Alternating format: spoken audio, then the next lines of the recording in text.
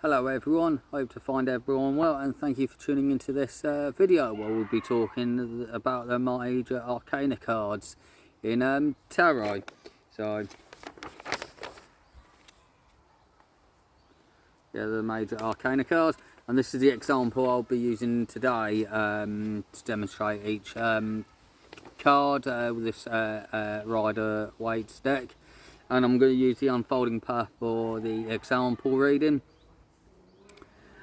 So I'm Richard May from Richard's Healing Holistics.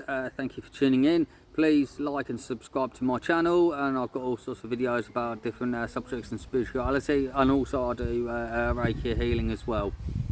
Please follow my Facebook, and if you're interested in anything that I do, please message me. Or anything you want to comment about, please let me know.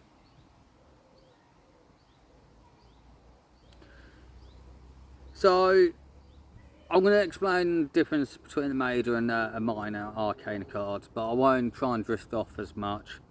So more about the major arcana cards. So like I mentioned in the previous video, which you can find in the comment section about tarot cards and oracle cards, is that the major arcana cards consist of 22 cards. Some decks will contain more, and the minor arcana cards will consist of 4 suits with 56 cards. And 9 out of 10 tarot decks, they'll all have the same 5 suits. And majority of the time it will be 22 major arcana cards, maybe a couple more depending what deck, but the minor arcana cards usually stick to standard 56 cards. And the difference between the two is the major arcana cards, they usually represent something bigger or something on a larger scale, or something with a longer term or bigger impact. And there's usually no subject matter, and they can determine anything depending what the spread says. And with the minor arcana cards, they're usually a shorter term, or something like solve a solution or something. But also what you'll find with a major arcana cards are usually deeper meanings, and the minor arcana cards, they usually do have a subject matter depending on what suit is in the spread.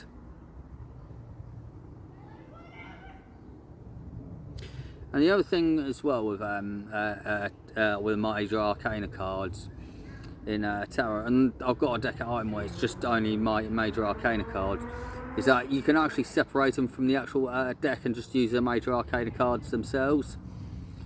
So yeah, that's what the basics of major arcana cards. Okay, so what each card mean. Okay, for this video I'm going to tell you the difference between each card in the major arcana suits in brief, and tell each one in more detail in different videos. But this is a brief outline of each card. You may look at the book if you really want to, especially if you're a learner, to get a good understanding of what each card means. But usually what you feel from them or what you get out of them is the main bit. The book's more of a guide, really. What I suggest is, if you're doing a reading for somebody and it is a paid reading, try not to use a book because it just won't look very professional. Some tarot decks, especially with the minor arcana cards, they can be really basic of what they give. Go on, Ant guy. And I'm going to use the Rider-waite deck because that's the one that people are familiar with. But the meanings of each card might differ depending on what deck. But the actual background of each card always stays be the same. But sometimes the picture from different decks can alter the meaning slightly depending on the reading you're actually doing. And as mentioned, there are 22 cards, but there are, weirdly enough, they're numbered starting from 0 to 21, which I'll explain more in a moment. So I'm going to explain each card briefly. So first card in the usually in the main or minor arcana is the Fool card. You got a guy or woman, however you want to determine it, walking through sunshine, probably not aware of anything. It's just a sign of take one step at a time, maybe time for reset, listen to people, well, maybe listen to the people who you trust around you, and go with what feels right. Don't let ego get the best of you, because you'll take one step and you'll fall off the cliff.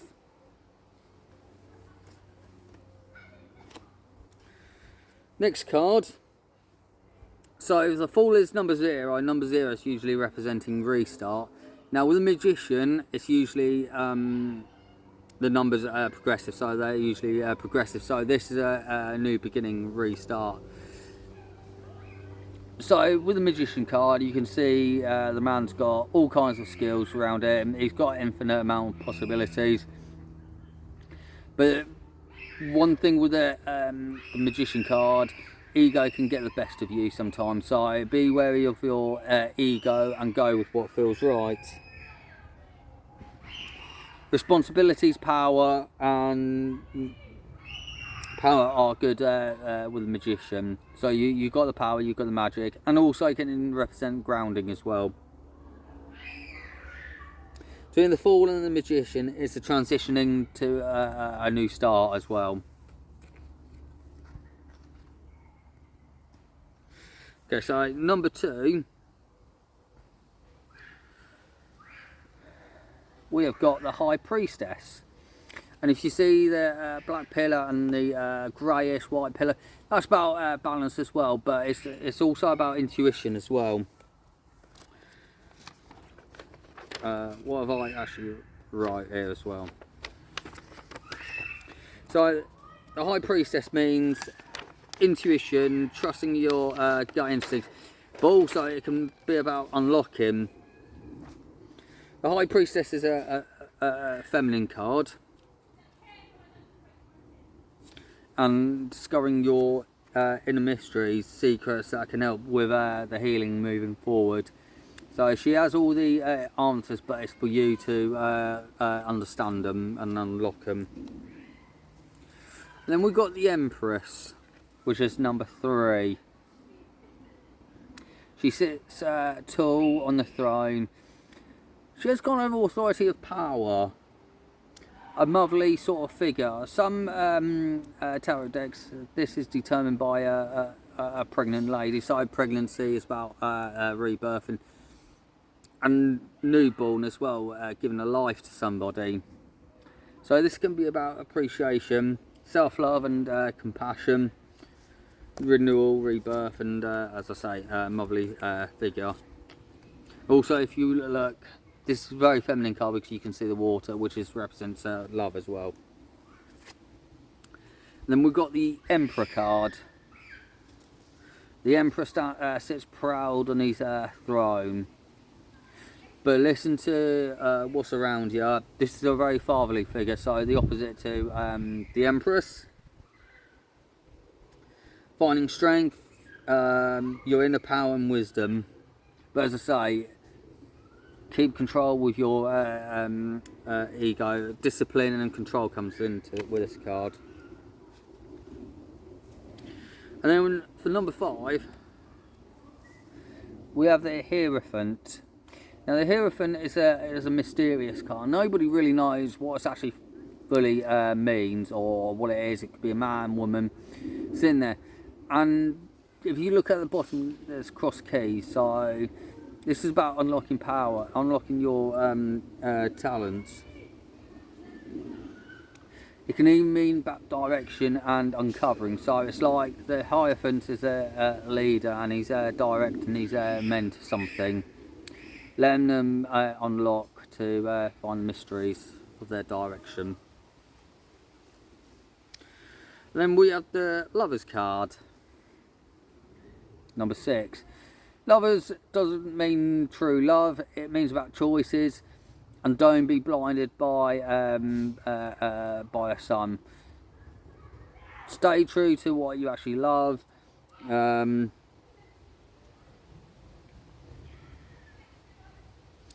go with what feels right, because love is a neutral emotion. Love can do very many weird things to our auric self, and if you don't have discipline and control, love can be very toxic. If you have discipline, boundaries and control, love is very pure. So that's a very neutral card, number 6. Lovers, and number 6 itself is it's about balance. Number 7, the Chariot, and it just means basically journey, stepping forward on your journey.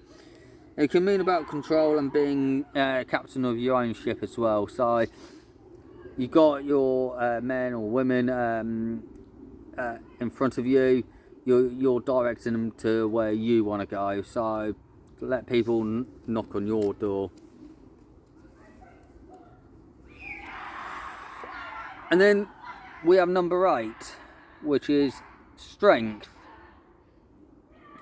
You can see the person in there who's got control of the lion. It's about your inner strength, your inner power, your inner wisdom. But also with the strength card, lions are actually a feline, and felines are feminine animals. And there's a bit of femininity in this card. So it's masculine, you know, find your inner strength, your inner power, but don't lose balance with your feminine side. So that's a really good card with strength. You can see it's almost like a woman nurturing a lion. You know, you've got an amount of possibilities, it's just finding your inner strength. And then number 9, we have the Hermit. And the Hermit's basically about settling, reconsider, but don't keep the hood over you too much. Keep the light around you so you can find your path and direction.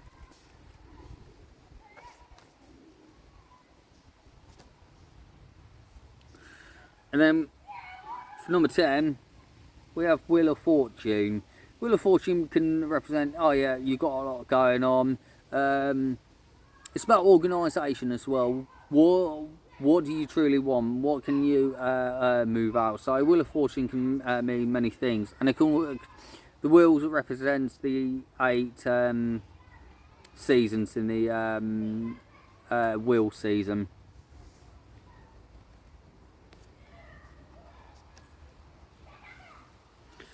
Then we've got Justice. So this card's about victory, strength, and finding inner balance as well. This is similar to the Temperance card, but this is more masculine. So it's about being proud, achieving a lot. And then we have number 12, which is Hanged Man. Hanged Man can represent a bright idea, but you still got something attached to you. Something's holding you back. How to stop long-term goals from going too far ahead. So, like Hanged Man there, how do you stop the trees growing too fast and you staying where you are, being held back from the past? Then number 13 is death, and it doesn't mean you're going to die or anything like that. It's just about shedding old skin, bringing in new skin. Don't let people in front of you stop with what you want to do. You focus on your journey. You focus what's unique to you. And if you have the horse on you, you know, who's going to stop the horse? You know, you know, there's only going to be one winner in this. But it also means control of your own fate as well. And then we've got the opposite to the Justice card, which is number 14, Temperance. It's about inner love, inner balance and harmonising, but more to do with friendship, love, and on your feminine side. So a lot of water, and it can represent grounding. Do a lot of grounding in water. Water's pure. And then the next card is the Devil's card, which is number 15. And it doesn't mean, oh yeah, the devil or some demon's gonna come after you. It just means letting your hair down, but be cautious how you let your hair down. And don't let people think they have authority over you. And number 16, this is where, this is the card with the biggest misconception. This and the Death card. Is a Tower, and it can be about destruction, disillusion, shock, or spiritual awakening. This card can have a huge misconception and misleading. Things are going to go bad. No, not all cards are bad. The Tower can mean need a shock and bringing down to earth and fixing what's been broken. So healing the cracks and wounds. What caused the destruction in the first place. And then number 17, we have the Star card. It's about opening up, embracing your uniqueness, and you know, just giving yourself self-love as well, and you know, be proud of who you are. Follow up is the Moon card. Again, this one can have a misconception. The Moon's about unsettling, finding your inner mysteries, not too sure what's happening, inner flaws and discovery. It's like when you have a full moon, it's time to now release. Like a lot of spiritual people will get unsettled by the full moon. And then for number 19, we have the Sun card. Now, the Sun card doesn't always mean, oh yeah, a glorious sunshine. Because too much sun can be quite blinding. But it just means expansiveness, false vision of by blindness, focus to light and enjoyment. So just enjoy what you've got around you, but don't get too blinded, don't get too burnt from the sun. And then we have Judgment. It can mean looking up, fairness,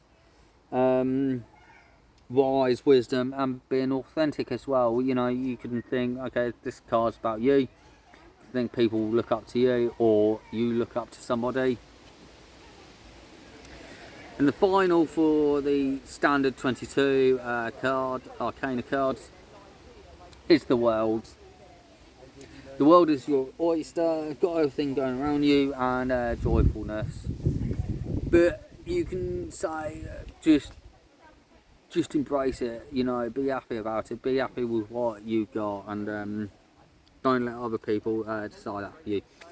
So that's the basics of the 22 major Arcana cards. I'm going to do an example reading, a basic 3-card reading, with only using the major Arcanas. And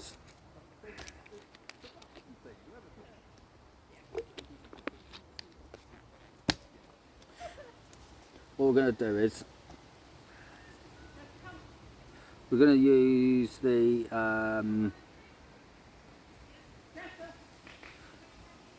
unfolding path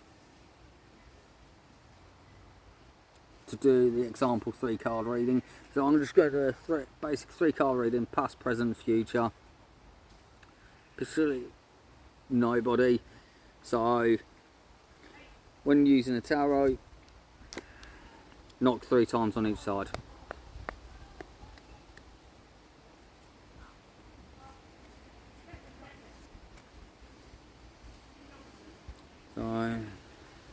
That's my cards. Give me a 3-card reading, past, present, future, please.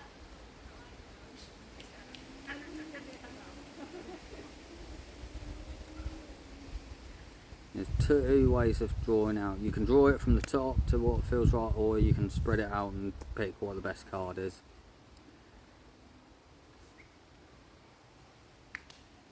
And the way I usually do it, I put what card draws to me the most. So past,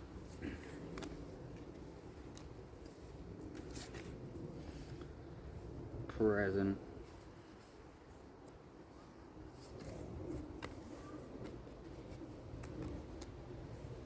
and then future.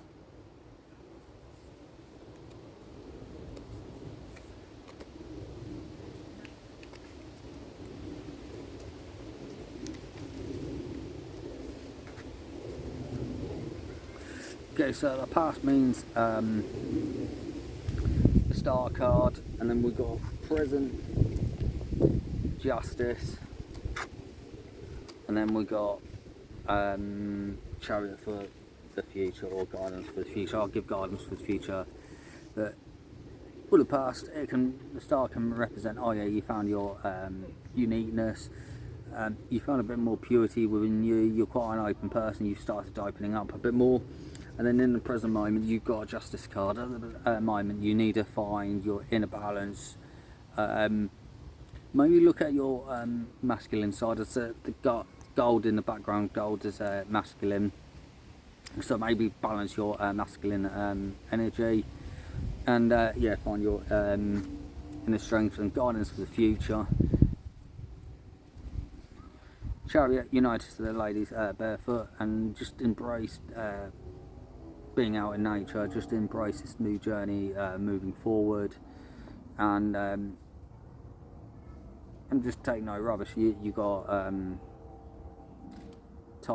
she's riding a tiger, so it's yeah, nothing's gonna win against that. So you can win at everything. You got confidence, you got belief in yourself. So that's it.